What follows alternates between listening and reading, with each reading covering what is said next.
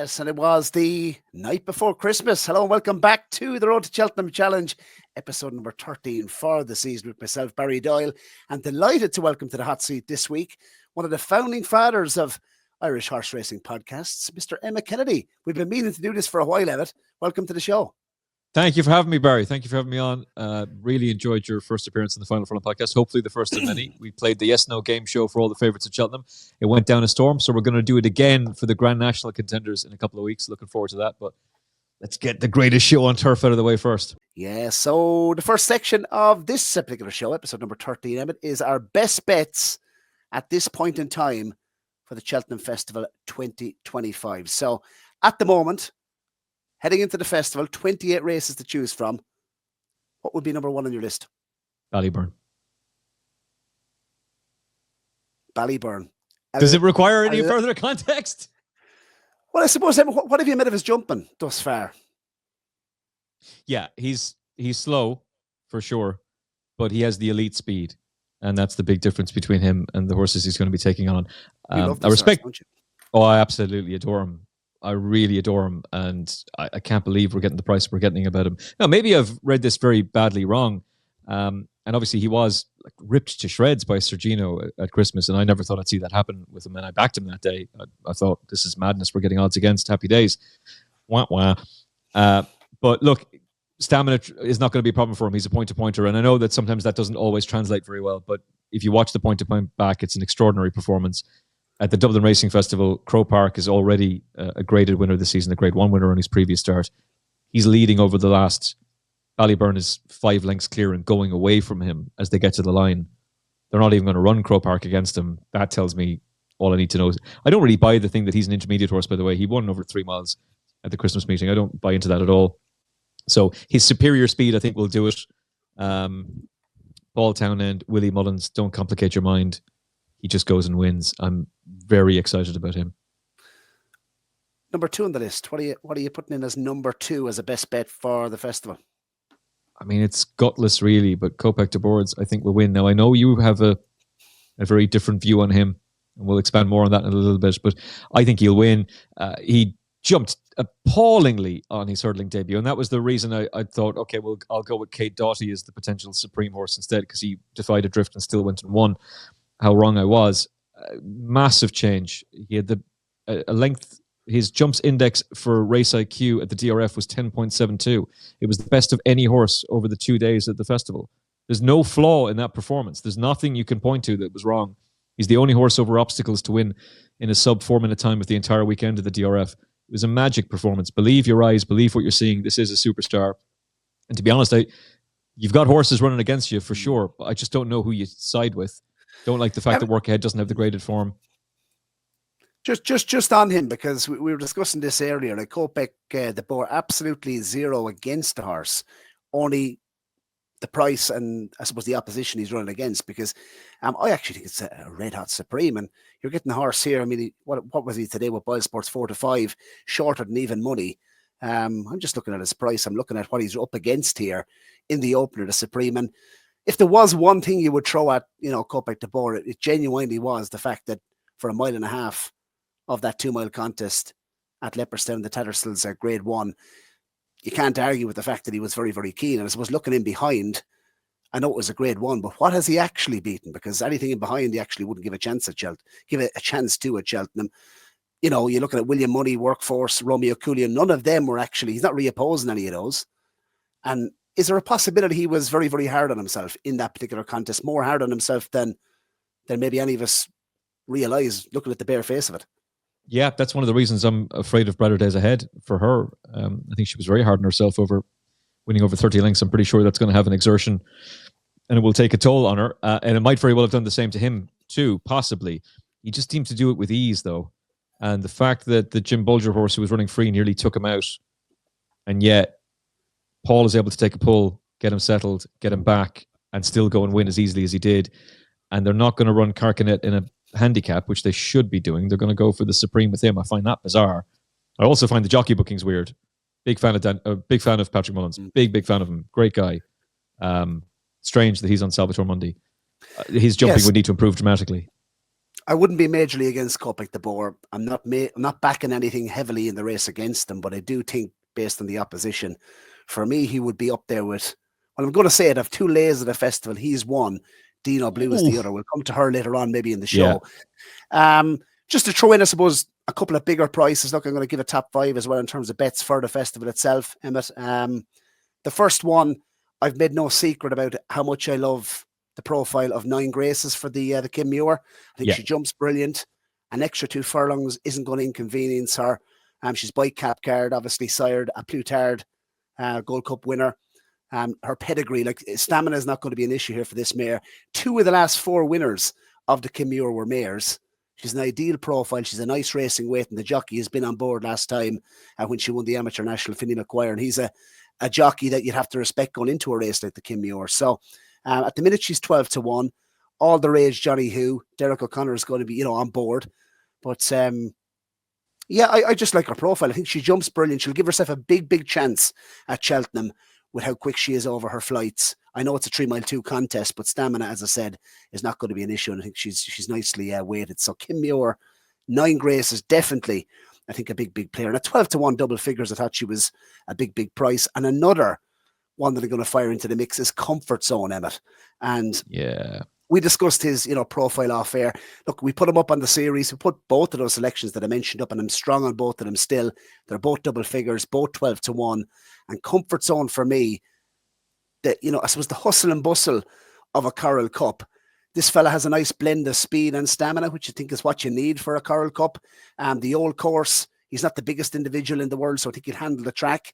The sharper track on the old course quite well. And look at his flat form. He's achieved the rating of 94. His form behind, the Wall Park has worked out well from Galway, because the Wall Park has gone on to improve, 15 plus pounds since. So I liked his return. I thought he was a real eye catcher at the at Leopardstown on his return over hurdles. And Comfort Zone, as I said, you're getting a grade 2 winner over hurdles, whose course form at Cheltenham at 12-1 in a Coral Cup each way. I think off a nice weight. I think he's a big price for a handicap genius, Joseph O'Brien. Yeah, I'd agree with you. And I'd imagine Joseph is going to be going to war with a number of well-handicapped horses this season. And I suspect he's one of them. Probably Mark Walsh on board too. I really like him. He's got a big chance. I can't add anything to what you've just said. You've said it eloquently. I would just say I'm very interested to see where Bunting goes. And the problem is I can't put him up because I don't know where he's going to go. Now, it's non-runner, no bet with Boylesports, so you can pay your money, take your choice. But Mark of 139, I would imagine, underestimates a horse who was 4th in a Grade 1 at the Dublin Racing Festival behind Majborough, who goes on to win the Triumph Hurdle. Cargeezy wins another Grade 1. Stormheart finishes 2nd in a big handicap hurdle at the 0 off a mark of 140. He's a shorter price in the Triumph Hurdle than Majborough. He disappoints in that race, disappoints at Punchestown. They try him on the flat, doesn't quite work there. We've only seen him once this season. That was almost certainly to protect his handicap mark, and he was doing all his best work late on. So I would imagine stepping up and trip will be the idea with him. So he's very high on the short list. But I also want to be with those 5-year-olds. That 5-year-old generation, the juveniles from last season, is a golden generation. That brings in Caliconti, Bunting, Cargeezy, Wadu. We need to be keeping a close eye on those horses for the week. So, Emmet, you've given us Ballyburn, you've given us Kopek de Boer. I'm working from the big prices down. I hope you're working from the small prices up. Give us one at a price. What's your third on, your horse number 3 on the list that you're interested as a best bet for Cheltenham currently? No, you might just hang up on me. You might just end the stream right now. Go for it. I really like Allegoria Devassi. Oh. Yeah, maybe the men in white coats might be coming along. I think we're getting 5s. I think we're getting 5-1. Don't like Dino Blue. Don't like her at all. She's never won over further than 2 mile 1. She got beaten a year ago. What do you like about Allegoria Devassi in it? I like the fact that she's getting weight from Dino Blue and doesn't have the penalties to carry that she did have to in previous years.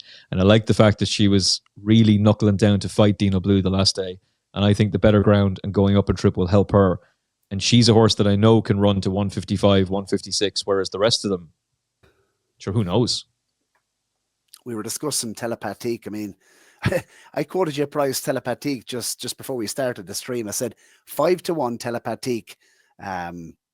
She's coming for a lot of support. She's 4 wins from 5 over fences this season. She's a real improver. What I like about these improving mares, Emmet, is where is the ceiling? When these mares start improving, when did it stop? Yeah, that's a fair point. But when you and I were talking about her last week, she was 12 to 1, 10 to 1. 5 to 1 is very short now at this point. I mean, it's giving you confidence. I put it like this: I wouldn't be back. It's giving me confidence, absolutely, because we're on at double figures. But I wouldn't be rolling in once again at 5 to 1. I'd actually think 5 to 1, 6 to 1 probably is our price. So I don't think there's any value in that. But I do think Dino Blue. I cannot believe Only by Night is going to the Arkle. Talk to me about, like, I mean, Mashbury, you're never going to beat him, are you? Not at all.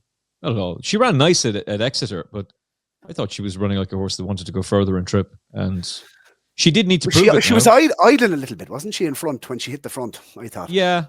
And again, Gavin Cromwell mare, I mean, he'll forget more about racing than I'll ever know, and maybe he just feels like there's a lot more left in the tank, but geez, there's going to have to be an awful lot more left in the tank against Mashbury. I guess it's a small field, and he's just going to go out and make all the running, and you could get from very nice black type in a grade 1, so maybe it makes more sense to them in that regard, but I don't think they have a realistic chance of beating Mashbury as long as if he gets around, he wins. Yeah, I was going to say her jumping will give her a chance, but it won't really, because he's just a completely different class of animal. Even though she is going to be getting weight. Only by Night, I actually thought she idled when she hit the front. The key part about that Exeter form, I think, Emmet, was they took each other on quite early, and they got racing very far out, which I think, looking at the finish of the race, I'm not surprised maybe that, her best furlong wasn't her last furlong, if that makes sense. Yeah, that's a fair shout. Also, I saw a savage stat for Keith Donoghue over fences at Cheltenham. It's unbelievable. He struggles in bumpers and hurdles, but over fences, he's 5 from 9 at the festival. And I'll have to quote me now. I think it's 9 wins from 20-something rides and 6 places. Him over a fence is just absolutely monstrous. Which will be interesting. Well, I just don't think that horse has the ability. I think she's a nice mare. I don't think she's anywhere close to his level of ability, and I'd be somewhat questioning whether or not she'd be even up to a horse like Touch Me Not, who's a really strong jumper. And if he jumped cleaner at Sandown, he probably gets a whole lot closer to Lotus Sod. Number 3 on the list for myself, Emmet, is also trained by Joseph O'Brien, who I think can have a massive festival, particularly in the handicaps, in Nürburgring. Oh, yeah, 6 to 1. Like, I see this horse shortening up even at 6 to 1. It was 7 to 1 when I'm raging with myself. I'm raging with myself, Emmet, that I haven't backed him at double figures, because it was staring us in the face. Yeah, Nürburgring. I mean, this horse rated 150 over hurdles. Now, by Zoffany wouldn't be your typical, I suppose, chasing pedigree. But a lot of people have been talking about his jumping. They're going to have to use some excuse, aren't they, when they're getting them in off 143 in a Jack Richards handicap chase at Cheltenham in the novice handicap. He looks completely laid out for this, doesn't he? I mean, like, he's rated 150 over hurdles. His jumping in that 2 mile, 1 furlong beginner's chase at Navan. I call it a beginner's chase, Emmet, but it could have, the horses that were running in that contest. If King of Kingsfield, I think, was third. If he wasn't third, he was second. He's running in the champion hurdle. The winner down memory lane, I think, is really well handicapped when they decide to press the push button. Birdie or Bust was placed in a mare's novice hurdle. Jade de Grugy, second favourite for a mare's novice, and Brighter Days Ahead, as many people's fancy for the champion. So the form was absolutely rock solid. And his last run, I think, on the level, he'd formed tied in with 6.5, who I know you absolutely love for the mare's novice. So his form is rock solid. The big question is, can he run to 150 or beyond over fences? And if he can, he has to be very, very well handicapped off 143 here. And I think there's every possibility he can, because looking how he's shaped over 2 miles on his chasing debut, I think that's the best guide, because he needed his 3 runs, obviously, to qualify for the handicap. And I just think he looks absolutely laid out. And at 6 to 1, there's going to be a couple in here. I think Asian Master would have been on the short list. Blizzard of Oz, might I add, was a horse that I was, interested in for quite a long time. I'm not sure if he goes, Emmet, to this, but Nürburgring, he has to be well handicapped, doesn't he? Yeah, you and I were in Gowran the day Blizzard of Oz was in action, and we were keeping a close eye on him. We'll put it that way. We were keeping a very, very close eye on him. I'd be amazed if he's not well. Well, he's obviously well handicapped. I'd be amazed if he's not significantly better than we've seen so far. I just checking. They backed him for the big handicap at the Curragh. So he beats Nadawi. Probably another horse is going to be well handicapped. It could be an interesting one for the Coral Cup if he ends up going there for the Elliott team. But He's backed against the Euphrates, who wins for Aidan O'Brien at the Curragh. Then he starts off in a novice chase. He's behind Touch Me Not. He's behind the Shock winner at Christmas, and you don't see him again then until now. Mark of 143. Come from that golden juvenile generation as well. Galway hurdle winner, Joseph O'Brien, JJ Slevin. Ran well on the new course. Stepping up and trip over fences. Emmet. Fancy to run well in a Triumph hurdle last year, of course, and did run well. Home reports are positive. Yeah. There's very little out to like. What price is Joseph to be top trainer in the without market? He's not actually even priced, Emmet, and I couldn't believe that because I was actually looking at that yesterday. I mean, there's no firm offering at the moment in the without market Joseph O'Brien to be top trainer, which I think is bizarre because he's represented well in each of the championship races. Sonless, home by the Lee, Banbridge, as Jerry Hannon would say. And I could not believe that this man considered his record in handicaps and he's represented in the. So maybe that's something we could ask for a price on. But because I actually would have liked a match bet on Joseph O'Brien versus Gavin Cromwell in terms of Cheltenham winners. Thoughts on that? No, you're talking. Would you take me on? No, you're talking. No, you're too shrewd. I wouldn't be taking you on anyway. But there's no way, Barry. I'm amazed he's not priced up. I know that he doesn't have the quantity of runners that Gavin will have, but look at the quality he's bringing there. He's bringing a lot of like Lark in the Morning is thrown in for the county hurdle. Has to be thrown in, and that's only one that we're mentioning. You just did an eloquent mention of Nuremberg Ring. What do these two horses have in common? They're both from that juvenile division as well last season, so they're both very, very interesting too. I wouldn't be. The only thing I would say about a Nuremberg, look, he's 6-1 obviously for the novice handicap chase.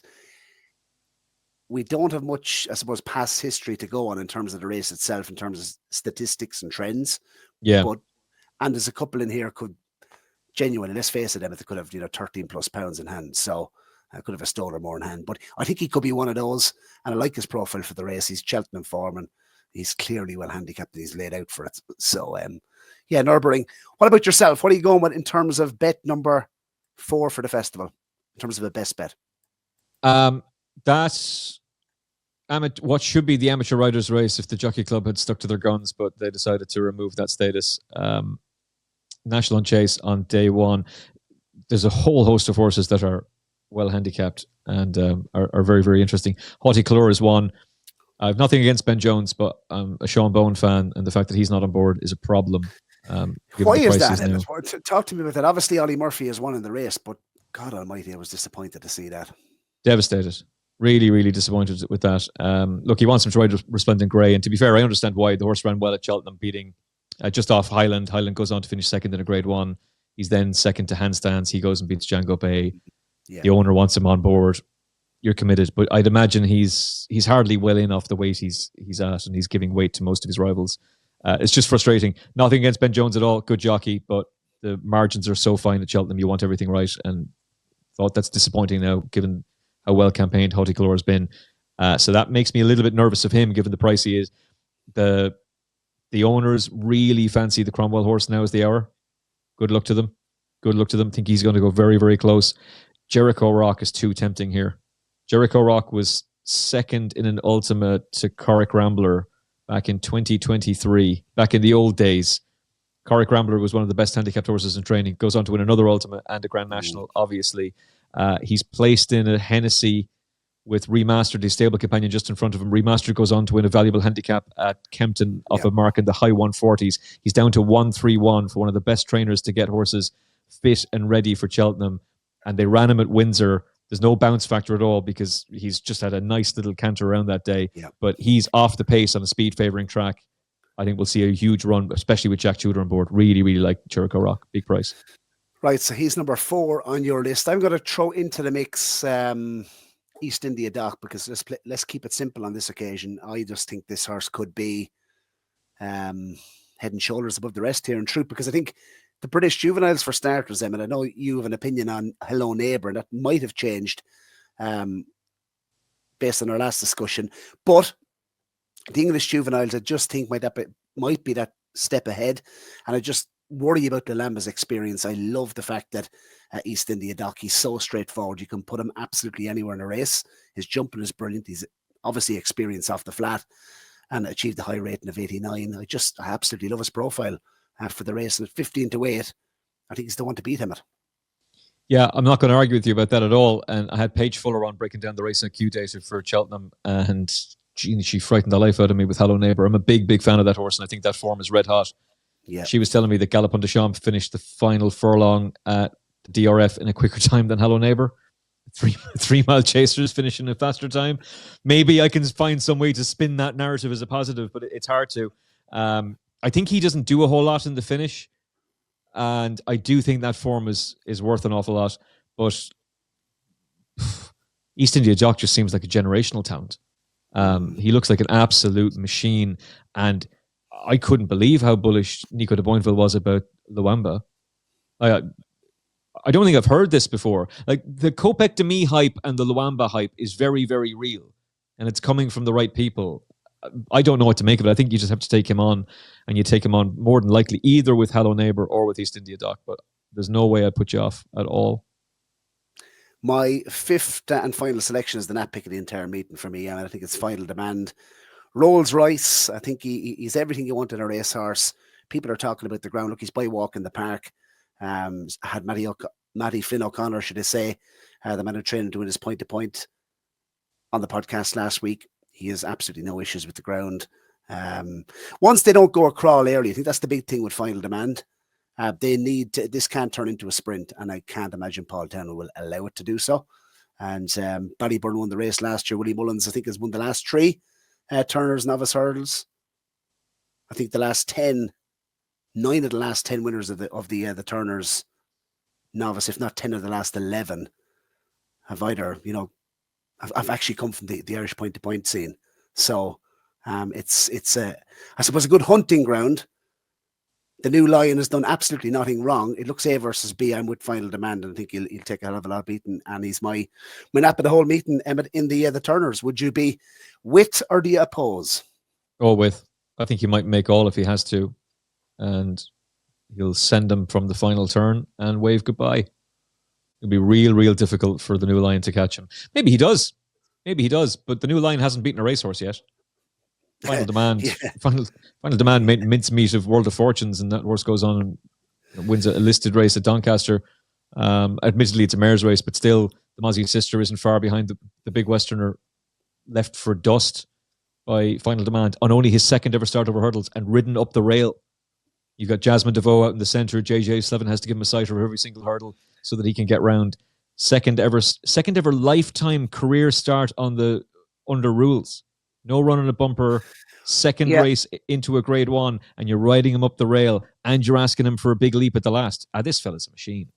He's a machine, and the one thing about, I suppose, looking at the race itself, and, obviously, price is important, Emmet, and would I advise anyone to back him at 7-4? No.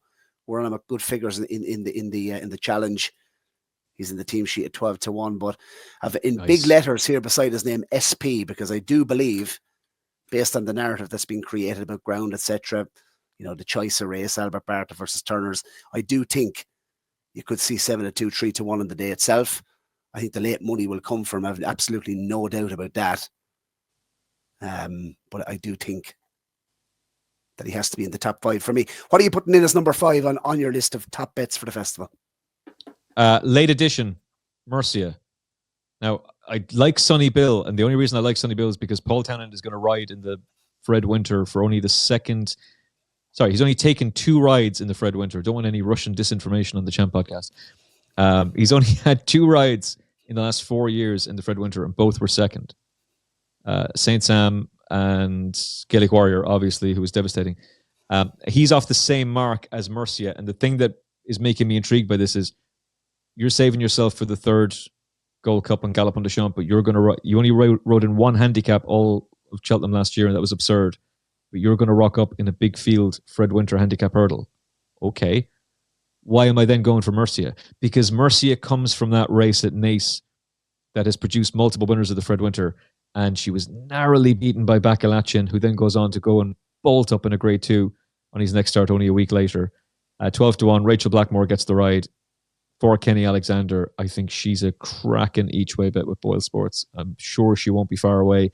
And I think that's another example of how valuable this Irish form could be. Wouldn't put you off. And I really rate the horse that actually bet Mercy the last 8 days, back in Alien, on that ground as well. That was a really good performance by the second, and she was a real eye catcher, wasn't she? In a race that's absolutely been a fantastic hunting ground for Fred Winter winners. Right, Emmet, let's talk banker treble of the entire festival before we talk lay of the festival, special markets, and put in our, of course, Ante-Post pick for episode number 13 of the Road to Cheltenham Challenge. Take it away. Kopek de Boards is going to get us off to a winning start. I'm pretty certain Kopek de Boards is going to win. I understand your concerns. I get them. But I think he'll win. I'm very confident Constitution Hill will win. Burdett Road took them around faster on the first circuit of the Christmas Hurdle at Kempton this year than Constitution Hill had gone in the race the year before. He's also giving weight and a beating to a race-fit Lossiemouth. He's an absolute machine. He wasn't even fit that day. He's blowing a gale after the race, huffing and puffing. Strolls to victory in the Beulah Hurdle, despite the fact that he clatters the last, didn't lose any momentum, didn't lose a stride, and he was breathing perfectly fine afterwards. He just wasn't fit when he took on Lossiemouth, and he still was able to go and murder her. He'll win. Good luck to brighter days ahead. I think she'll need it, and I'm not sure she can back up such a wide margin win as well. A career best effort, obviously, but can you back up a big wide margin win like that? Don't know, especially not against a horse like him. So he's definitely in there. And Ballyburn is away and gone. I'm almost tempted to put in Majbur and Final Demand as well. I'm almost tempted to go make it a 5-timer, Barry. But the rules are it's a treble. So Kopek de Boards, Constitution Hill, Ballyburn. Yes, I suppose I've nailed my colours to the mast on this treble, Emmet, quite some time ago. I think on the Final Furlong podcast, I mentioned this treble. It's still paying, actually, believe it or not, still double figures. I think 11-1 at the moment you can get on the treble. Majborough for the Arkle Chase. I have to say, and one of the interesting bets as well, and just Boylesports, our partner, our betting partner, Emmet, offer lengthen the odds on the day of the races itself. And there is, two or more lengths, 4 or more lengths, and 6 or more lengths. I think he'll cover all 3, to be honest. Oh, yeah. Absolutely. I just think this horse, his jumping the last day, he'll have learned an awful lot. We covered that on the Final Furlong podcast, Emmet. His jumping, he showed so much scope at Fairyhouse on his first start over fences. What he done in such a short space of time last year as a juvenile.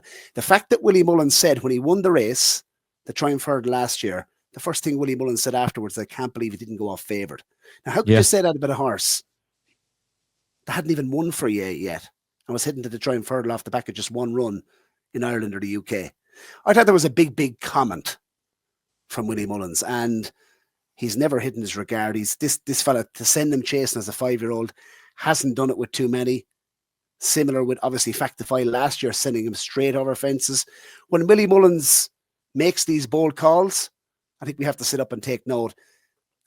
I think the stats against 5-year-olds in the Arkle are crazy against Majborough, but I don't see anything here to get within 10 lengths of him being in truth. I think he's really going to pull away from this lot. And first leg of the banker treble for me. Final Demand, we've made the case, an East India dock that makes the treble 11-1. And my lay of the festival, Emmet, you're not going to like this, but simply because of the opposition, based on price and the opposition. I have very little against Kopek de Boer, but even money against the opposition. Salvador Mundi, I was a big fan of him. I don't think he's the biggest danger by any matter of means. Iranzi comes into the equation. Yeah. Romeo Iranzi's Coolio, very interesting. William Money.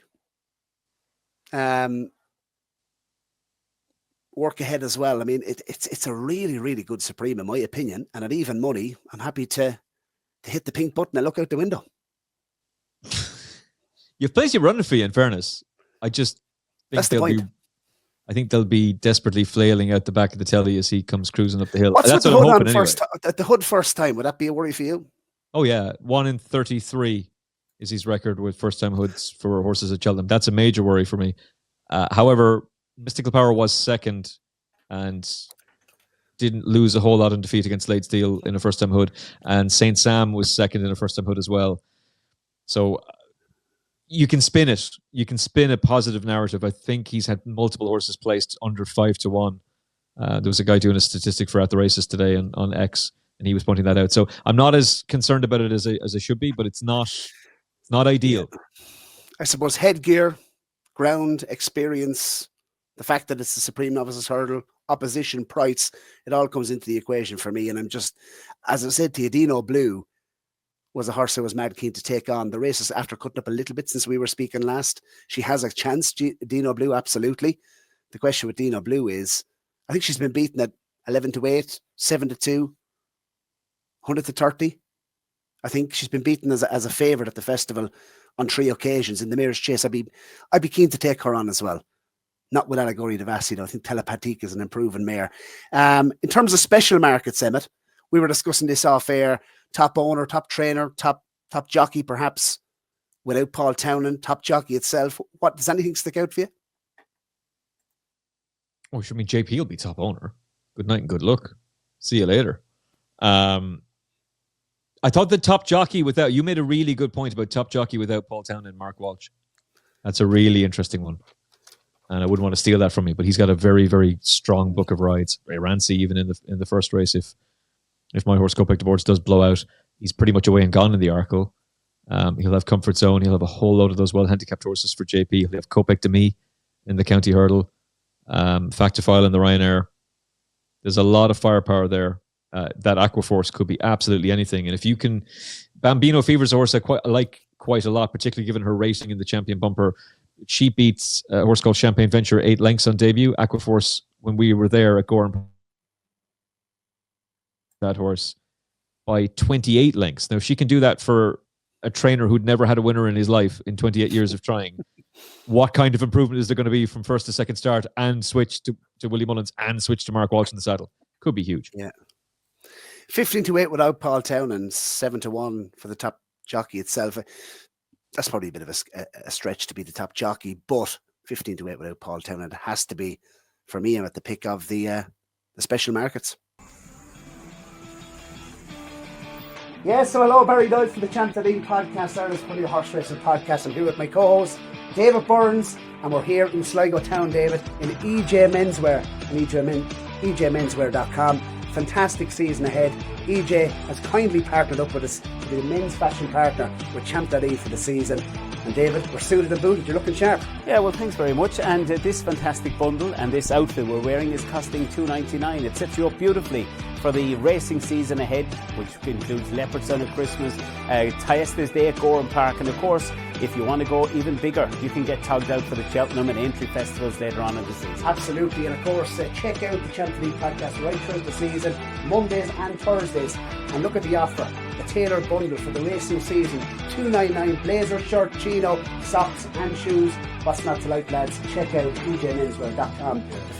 Yes, and welcome back to the show. Of course, EJ Menswear down in Sligo Town, a perfect place to get your attire for the Cheltenham Festival. Any men heading to Cheltenham?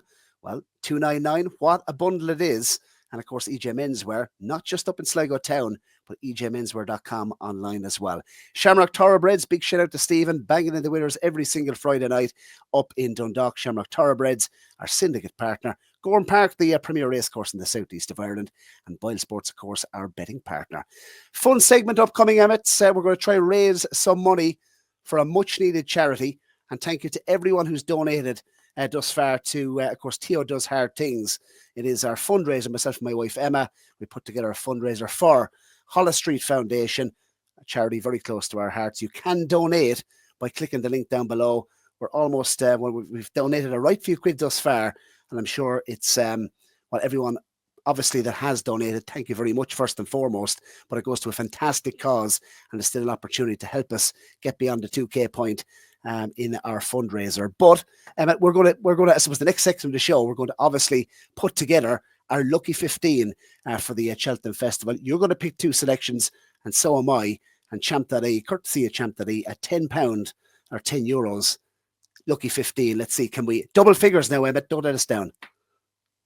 Okay, well, the first one has to be Mercia, given I made such a song and dance about her for the Fred Winter, and we're getting a double figure price with Boylesports. For all the reasons already explained, hopefully Rachel Blackmore will be in the winner's enclosure.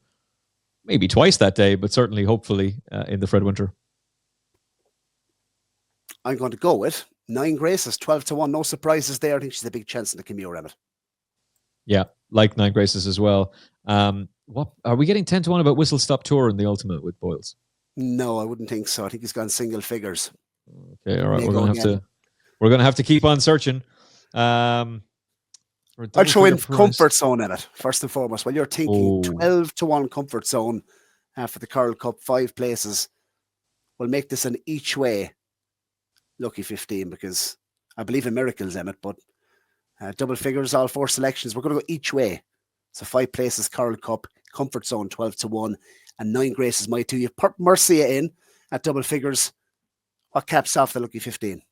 Well, so it's non-runner, no bet right now, and I hope that I'm right about this. And particularly if Kopek to me is going to be going for the county, then that massively opens the door for Bunting in the Martin Pipe. And he's 16 or 20-1 with Boylesports. Mark of 139, up in trip, new course at Cheltenham. Willie Mullins in the last in the Martin Pipe. This has all the hallmarks of a plot job all over it.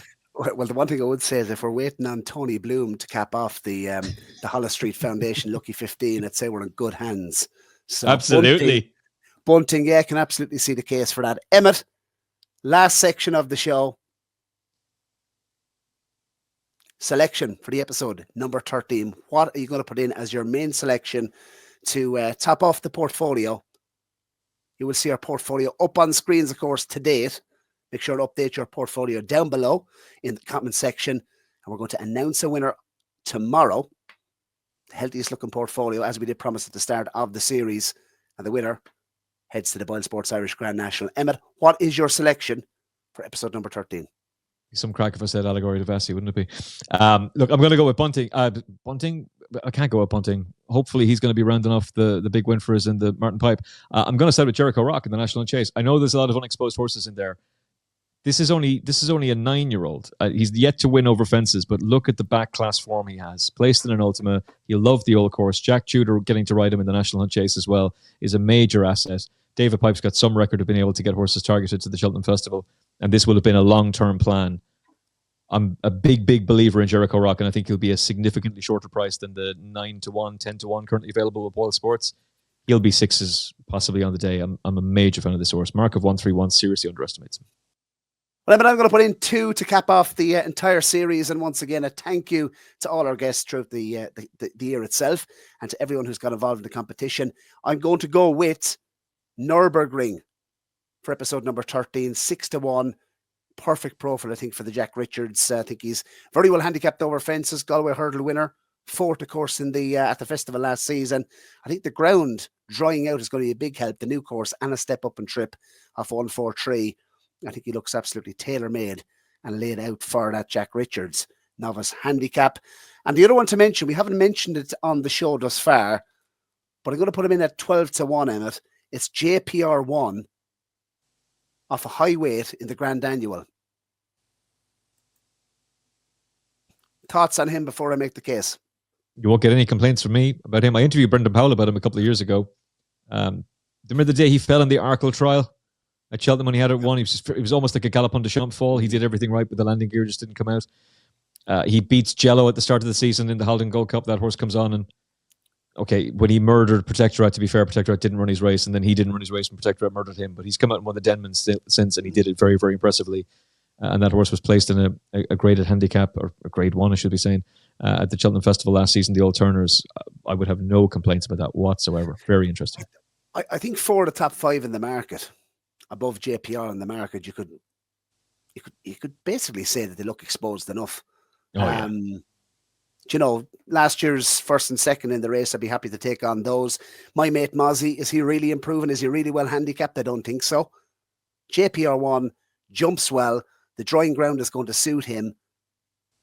Had the option, obviously, the Queen Mother. I don't think he's quite up to that class, but I think he's still well handicapped off 154. He's borderline. I think he's a grade 3 horse, basically. Grade 2 horse in a handicap. I don't think he's grade 1 level, do you? Yeah, he's definitely a graded horse in the handicap. He's below grade 1 level. He could be in the champion chase and he'd be competitive. He wouldn't win it and he probably wouldn't place. But a mark of 154 would underestimate him in a Grand Annual. 3rd time lucky, I think, is interesting at a massive price in a race that could go in his favour. We're going to split the stake like we done with Comfort Zone, like we done with Corbett's Cross. hopefully we have more luck than our Corbett's Cross bet, because I'm not entirely sure if I made the right call on him. But yeah, JPR won 12-1 each way, 5 places at the moment in the Grand Annual. That to me looks like value. Boylesports. Don't just bet, choose wisely. Yeah, so Emmet, that wraps up the series. Delighted to have you on the show. I don't think it's going to be the last time you're going to be on the Champ.ie podcast. Really enjoyed it. Enjoyed collaborating. And I suppose the big thing to say from a Champ.ie perspective is, I know the work that goes into putting these podcasts together. Really admire what you do. You've been on the road a long time. Wear and tear on the body, Emmet. Wear and tear on the body. Yeah, the receding hairline continues to recede rapidly. Well, I didn't mean it as an insult. I'm just genuinely saying there's a lot that goes into it. So congratulations on your success thus far. And I'm really looking forward to collaborating with you going forward. Please, God, Barry. I very much enjoyed having you on the show the first time. I'm looking forward to having you on the show again. I have to say, you've done brilliant with this show as well, by the way. It's great to see. And this is, I hope, the new media that racing badly needs. Like, there's a lot of great media out there, a lot of good people who work in media, but this is a great way, I think, to connect to like-minded people who really love this sport, who want to be able to hear people plain talking, giving strong opinions, not holding back. You've never been afraid to do that. I really admire that. And the next time we collaborate on the show, maybe we might bring on the great Jim Delaney from Ballyraggett. I think we could maybe add a third seat onto the show. Jim, big shout out to you, big follower of both Champ.ie and, of course, the Final Furlong and Emmet Kennedy's show. Emmet, brilliant having you on the show. Best of luck for Cheltenham. We look forward to building up to Fairyhouse and, of course, Aintree with you as well. And to all our viewers and everyone who's participated down below, can't thank you enough. Really enjoyed the series. And we look forward to announcing the winner of the viewer competition on the road to Cheltenham Challenge. Let's hope it's a successful Cheltenham Festival. And we'll be back to review it all after Cheltenham. The very best of luck. Boylesports. Don't just bet, choose wisely.